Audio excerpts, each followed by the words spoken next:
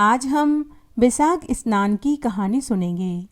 एक बार बहुत छोटा सा गांव था। उस गांव में कई जाति धर्म के लोग रहते थे। उनमें ही एक खुमार दंपति भी थे।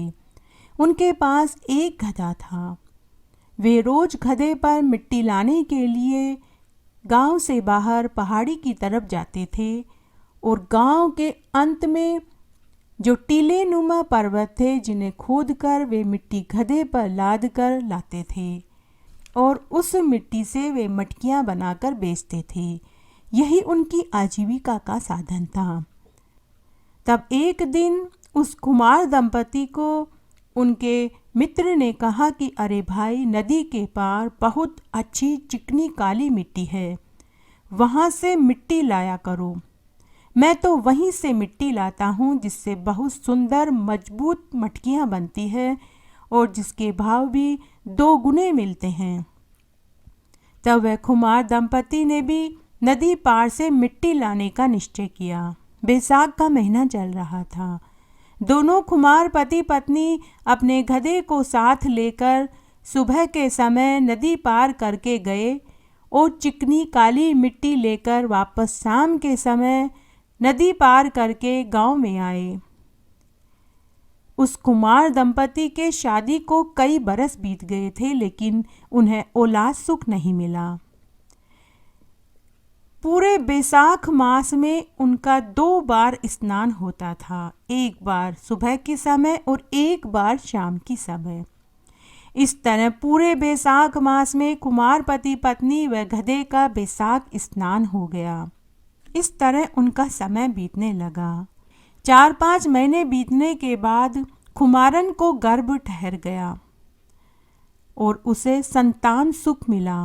पूरे गांव में लड्डू बांटे गए। जब गांव वालों ने पूछा कि यह चमत्कार कैसे हुआ, तब उन लोगों ने कहा कि हमें भी नहीं मालूम। कुमार के सारे सगे संबंधी कुमार दंपति को बधाई देने के लिए उनके घर आए। सबने इस चमत्कार का उनसे कारण पूछा, परंतु कुमार दंपति इस बात से अनजान कि उन्हें यह सुख बैसाख मास में स्नान करने से मिला है। तब उस गांव के सरपंच ने कहा कि हमें यह बात किसी महात्मा जी से पूछना चाहिए। तब उन्होंने एक महात्मा जी को बुलाया और उनसे पूरी बात कही। महात्मा जी ने कुमार दंपति को देखकर थोड़ी देर के लिए आंखें बंद करी और पूरी सच्चाई का उन्होंने पता लगा लिया। तब महात्मा जी ने कहा कि कुमार दंपति से अनजाने में ही बैसाख स्नान हो गया, जिसका इन्हें यह फल मिला है। तब सरपंच ने कहा कि पंडित जी, अनजाने में किए गए बैसाख स्नान का इतना अच्छा पुण्य फल मिला तो विधि पूर्वक बैसाख स्नान करने का कितना फल मिलता होगा। तब महात्मा जी सरपंच से और पूरे गांव वालों से बोले कि आपने बिल्कुल सही कहा। जो मनुष्य विधि पूर्वक बैसाख स्नान करता है उसका उसे अक्षय फल मिलता है। उस मनुष्य के कई जन्मों के पाप धुल जाते हैं, उसकी दरिद्रता का नाश हो जाता है।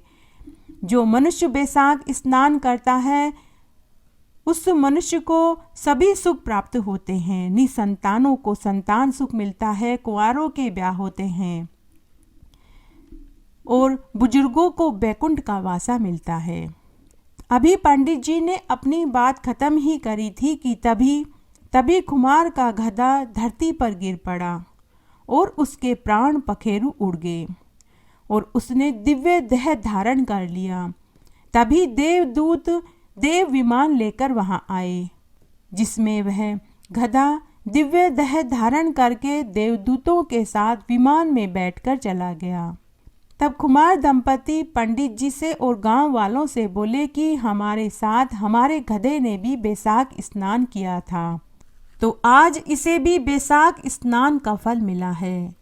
गांव वालों ने अपनी आंखों से 2-2 आश्चर्य होते हुए देखे, तो उन्होंने महात्मा जी से बैसाख स्नान की पूरी विधि पूछी।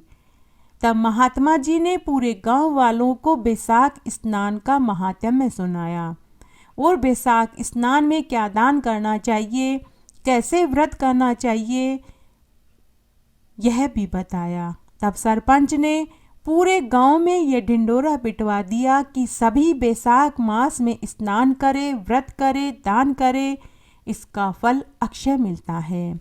इस तरह आज मैंने आपको बैसाख स्नान की कहानी सुनाई। मेरे साथ बने रहने के लिए आपका धन्यवाद। आगे की कथा कहानी के लिए भी आप इसी तरह मेरे साथ बने रहें। धन्यवाद।